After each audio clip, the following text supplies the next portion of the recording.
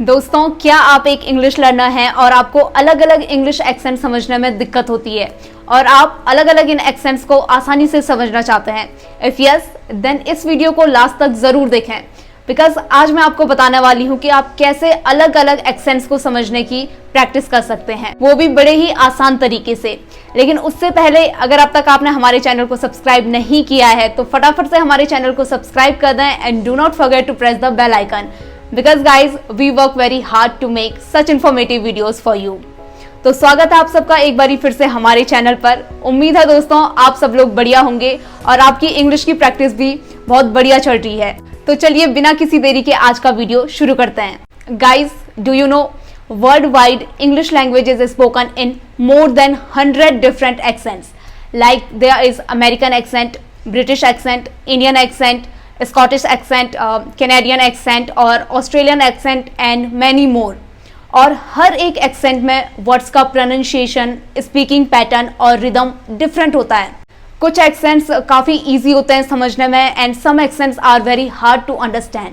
So if you are a learner and you want to understand different accents very easily, then you must expose yourself to a variety of accents. अगर आप आसानी से अलग अलग accents को समझना चाहते हैं, then you must expose yourself to a variety of accents. For example, अगर आप इंग्लिश में स्पीच सुनना पसंद करते हैं, अगर आप स्पीच सुनते हैं और आप केवल एक या दो इंग्लिश स्पीकर्स को ही हमेशा सुनते हैं, then you are limiting yourself to only one way of speaking. इस वजह से आप अलग अलग एक्सेंट्स को आराम से नहीं समझ पाते हैं। So guys, instead of this, try to listen English speakers from different countries. अलग अलग स्पीकर्स को सुनिए, इससे आप अलग अलग एक्सेंट, अलग अलग rhythm, speaking pattern and sound के साथ फेमिलियर हो जाते हैं और आपको अलग अलग एक्सेंट्स को समझने में काफ़ी आसानी होती है। और if you like to watch movies, TV shows or podcast in English, then watch all of these things from different countries in different accents.